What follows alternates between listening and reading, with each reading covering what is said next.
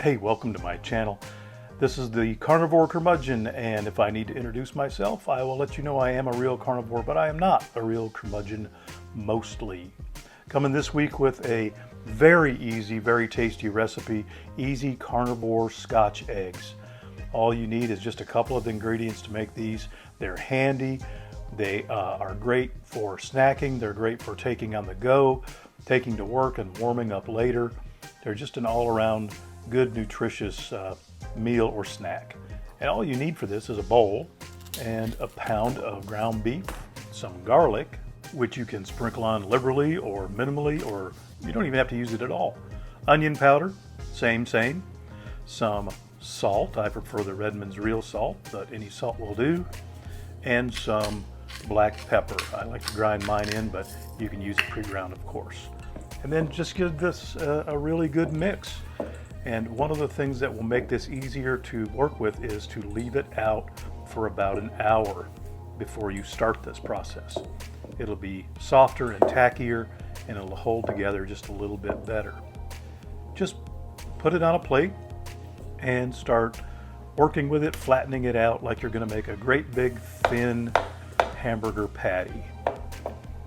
There's really no perfection needed for this. Just flatten it out so that you, as much as possible, have the same thickness all the way throughout the meat patty. And then take a hard-boiled egg, put it in the middle. You can make a little indentation, that might help. And then just start folding it.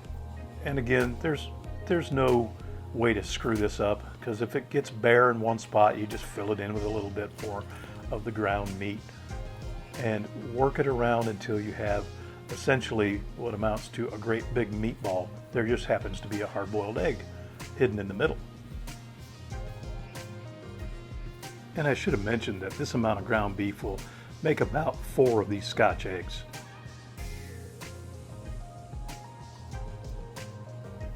And once you've got that first one down the way you like it, well, it's just time to rinse and repeat.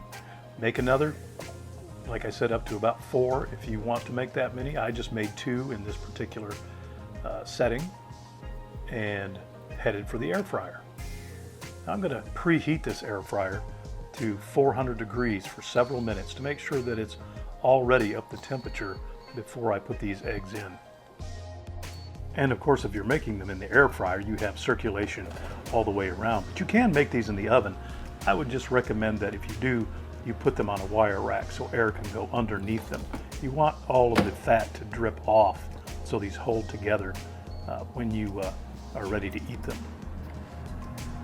So 400 degrees, 15 minutes, and they are done. It's really that simple. Let them sit for a few minutes and they'll set up. You can use condiments with these. You can eat them just like they are.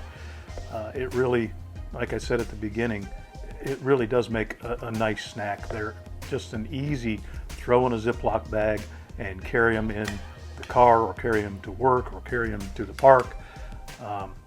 Couldn't be easier and more versatile. And it's eggs and beef, so what's not to like?